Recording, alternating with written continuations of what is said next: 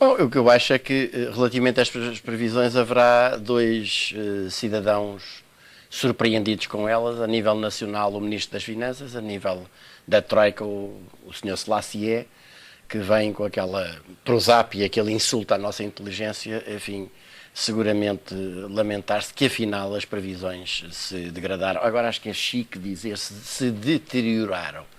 Bom, é óbvio que com a política que este governo tem aplicado e que é a política da Troika, de recessão, austeridade, recessão, austeridade, recessão, austeridade, o resultado não pode ser, não podia ser outro, nem poderá vir a ser outro que não seja este. Isto é, uma economia que está a ser completamente extinta em cada dia que passa e que ainda por cima, em vez de ser estribada na lógica de nós produzirmos, sobretudo para não termos que importar, mas em que se arvorou as exportações como um motor fundamental da economia, quando essas exportações são, na sua larguíssima maioria, para a União Europeia e para países que estão a tomar medidas de restritivas e de contração, é evidente que o resultado não podia ser outro. Mas nesta altura, perante a atual conjuntura, Portugal não pode fazer muito mais do que, de facto, não, tentar apostar nas exportações, não? Em termos de crescimento.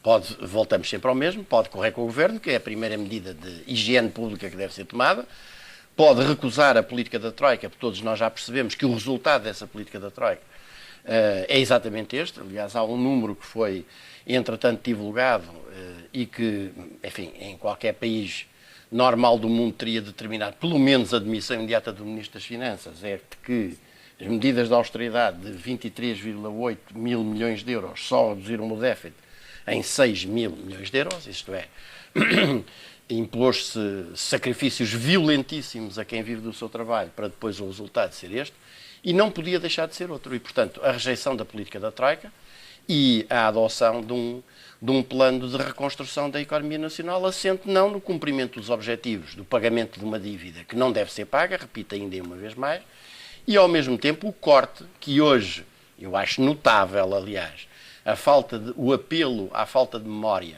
que alguns responsáveis políticos, e verdade seja dita também alguns comentadores e analistas em Portugal fazem, que é o de aparecerem agora a dizer que de facto Portugal deve preparar a hipótese da saída do euro, porque o euro há muito que morreu, não é? Temos um marco, a zona euro há muito que implodiu, o exemplo do Chipre está para demonstrá-lo, e portanto a permanência de Portugal na zona euro significa apenas atrelar a nossa economia aos interesses das economias mais fortes e impedi-la de se desenvolver. Não é possível aplicar nenhum plano de desenvolvimento da economia nacional aceitando a lógica da política da Troika por um lado e da pertença ao euro por outro. Mas sem euro, Portugal conseguiria aguentar esse impacto? Na altura, no momento em que está a economia, nas condições em que está, haveria condições para aguentar o impacto decorrente? Aqueles que vão resistir até ao fim e que se vão continuar a mostrar surpreendidos, até daqui a uns meses estarem a dizer que afinal talvez seja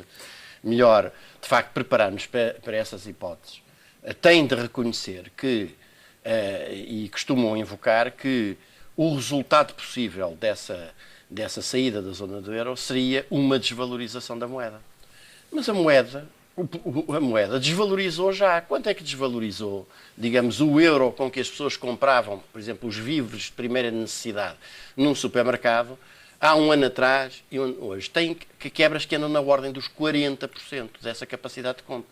Portanto, pior, nós não podíamos chegar e, sobretudo, estaríamos muito melhor numa coisa, é que recuperaríamos a nossa liberdade de decisão que hoje de todo não temos.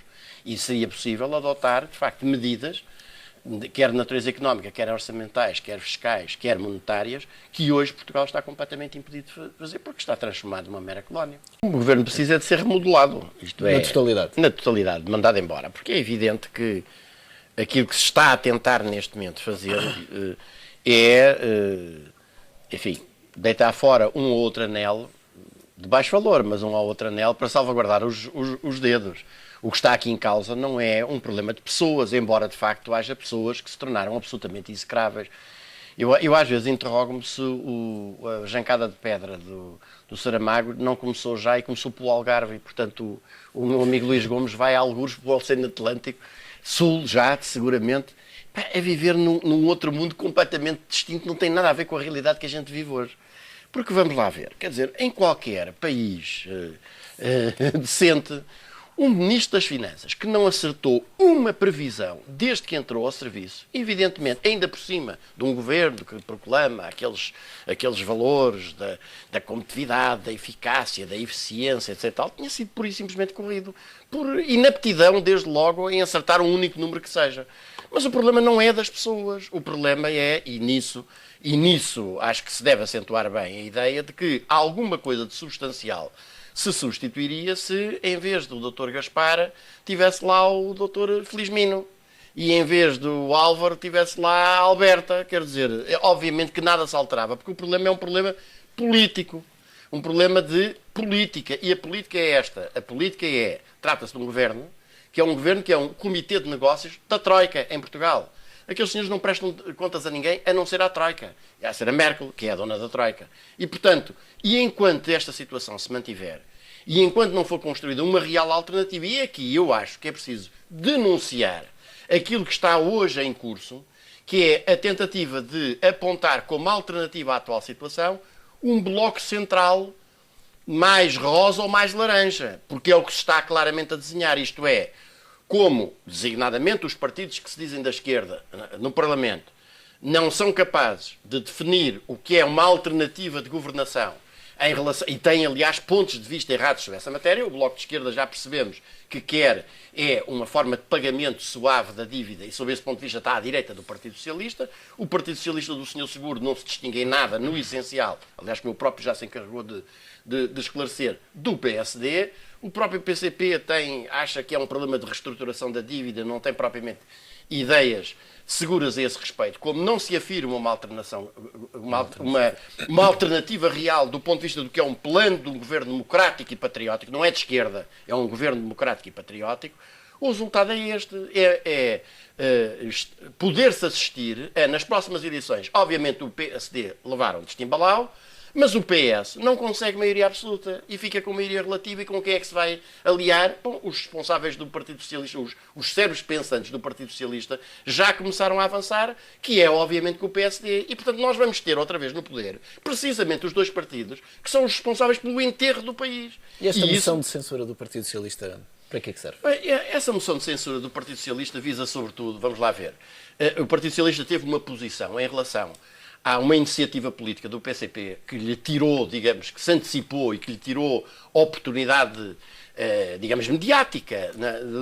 Teve uma reação absolutamente histérica, levando-o ao ponto de, se acha que o governo não presta, no entanto eu vou votar contra, porque é daquele partido e porque me tirou a iniciativa que eu queria ter, porque eu já à noite tenho uma reunião da Comissão Política onde eu ia fazer a figura de chamar os jornalistas para a entrada dizer ainda não sei bem, depois à saída dizer foi aprovado. Mas, evidentemente, aquela moção de censura não tem significado nenhum, porque não tem por detrás nenhuma política realmente alternativa àquela que o Governo tem corporizado, visto que o Partido Socialista tem rigorosamente o mesmo ponto de vista, os mesmos pontos de vista centrais. E, aliás, o quadro completa-se indo buscar o morto. Isto é um país que está num estado tal que até já o morto político, estamos a falar do ruminava em Paris. Exatamente. E que vem para... evidentemente, vai-se reproduzir aqui uma história que eu chamo a atenção de novo, que já se passou no passado. Foi a televisão que,